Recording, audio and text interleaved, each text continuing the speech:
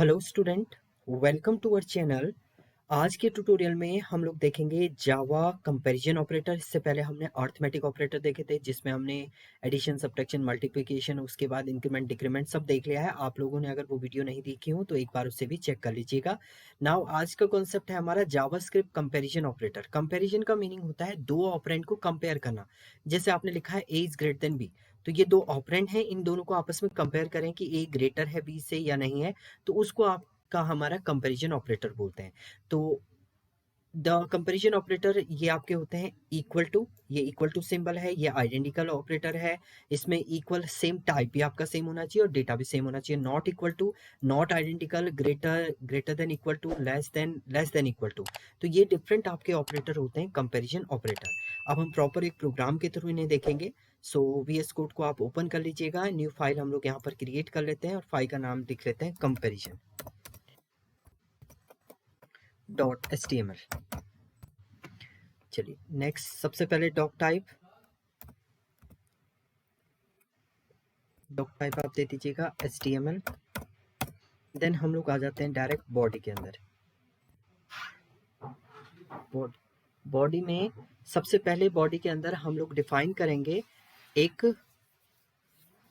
आपका वेरिएबल। हम लोग क्रिएट करते हैं स्क्रिप्ट, आप डिफाइन कर देंगे स्क्रिप्ट। एंड इस स्क्रिप्ट के अंदर आप वैर, पहला वेरिएबल हम लोग डिफाइन कर लेते हैं यहाँ पर as a a equal to, हमने यहाँ पर डिफाइन किया एज अ 20, तो ए की वैल्यू 20 दे दी है। देन सेकेंड वैल्यू वैर बी इक्वल टू, ये भी अभी मैंने 20 दे दी है। नाउ डॉक्यूमेंट डॉट राइट में हम लोग यहाँ पर लिख रहे हैं ए इक्वल टू बी। देखिए यहाँ पर double equal to as a work करता है आपका इक्वल टू ऑपरेटर। तो जब आप इसको आउटपुट में रिटर्न करेंगे तो ये रिटर्न करेगा आपका ट्रू रिजल्ट। ट्रू रिजल्ट आपका ये क्या करेगा, रिटर्न करेगा। सेव करते हैं हम इसको, आप रन करके अगर चेक करेंगे, डिबग किया आपने क्रोम पे, तो ये आपका रिजल्ट जनरेट कर रहा है एज अ ट्रू। तो फर्स्ट ऑपरेटर है आपका equal to operator. Then document dot write में हम लोग यहाँ पर br टैग लगा देते हैं ताकि लाइन ब्रेक आ जाए आपकी, br। देन नेक्स्ट ऑपरेटर है आपका identical operator. So identical operator के लिए अगर आप यहाँ पर लिखते हैं document dot write and a triple equal to B आपने राइट अप किया है, तो इस केस में ये यहाँ पर भी आपका रिजल्ट जो है वो ट्रू देगा, क्योंकि अभी आप देख रहे हैं कि ए की जो वैल्यू है वो 20 है, बी की भी 20 है, ये भी नंबर वैल्यू है, ये भी नंबर वैल्यू है। तो यहाँ पर जो रिजल्ट आपको रिटर्न करके देगा ये भी आपका क्या देगा, ट्रू देगा।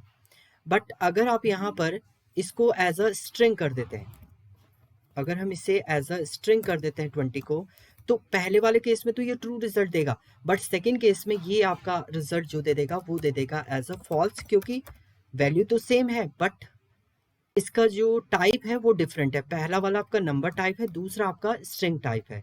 सो आप इसे रन करके अगर चेक करेंगे तो पहले में तो ट्रू है, क्योंकि पहला जो डबल इक्वल टू है वो केवल आपकी कंडीशन चेक करता है कि दोनों वैल्यू सेम है ना, भले ही उनका टाइप डिफरेंट भी हो। तो ये आपका दूसरी कंडीशन थी कि आपका triple equal to as a identical operator होता है, ये आपका टाइप के साथ साथ वैल्यू के साथ साथ उसका टाइप भी चेक करता है। नेक्स्ट नेक्स्ट आता है आपका greater than, less than, greater than equal to and less than equal to. So next operator की हम लोग बात करते हैं डॉक्यूमेंट डॉट राइट। सो आपने यहाँ पर लिखा A is not equal to B.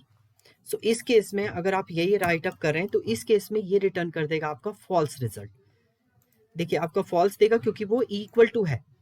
And इसी को अगर आप आइडेंटिकल फॉर्मेट में लिखेंगे, document dot right, if I write here a is not double equal to b, सो इस केस में ये रिटर्न कर देगा आपका ट्रू रिजल्ट, क्योंकि दोनों का टाइप जो है वो डिफरेंट है। तो यहाँ पर वो चीज आपको चेक होगी कि आपका टाइप भी सेम है या आपका वैल्यू भी सेम होनी चाहिए। तो ये आप राइट अप करेंगे तो ये आपका रिजल्ट कर दे देगा एज अ ट्रू। नाउ इसके बाद आप डॉक्यूमेंट डॉट राइट में आप यहाँ पर लिख रहे हैं a is greater then b, तो इस केस में ये रिटर्न कर देगा आपका फॉल्स रिजल्ट, क्योंकि ए ग्रेटर नहीं है, वो क्या है इसके इक्वल वाली कंडीशन को ट्रू करेगा ये।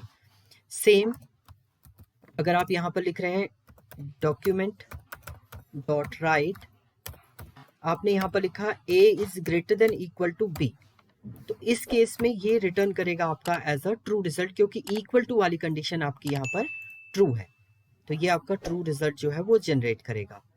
नेक्स्ट सेम वे में अगर आप यहाँ पर राइट अप करते हैं document dot right, next comparison operator है आपका a is less then b, less than b करेंगे तो ये आपका यहाँ पर भी फॉल्स रिजल्ट देगा, बट आप लेस देन इक्वल टू करेंगे तो इक्वल टू वाली कंडीशन को ये ट्रू दे देगा। सो डॉक्यूमेंट डॉट राइट में आप अगर लिखते हैं a is less than equal to b, तो आपका ये रिटर्न करेगा एज अ ट्रू रिजल्ट। तो सेव किया हमने, इसको रन करेंगे तो ये रिटर्न करेगा आपका ट्रू रिजल्ट। तो ये थे आपके कंपैरिजन ऑपरेटर। सो ये कंपैरिजन ऑपरेटर थे। Thank you student.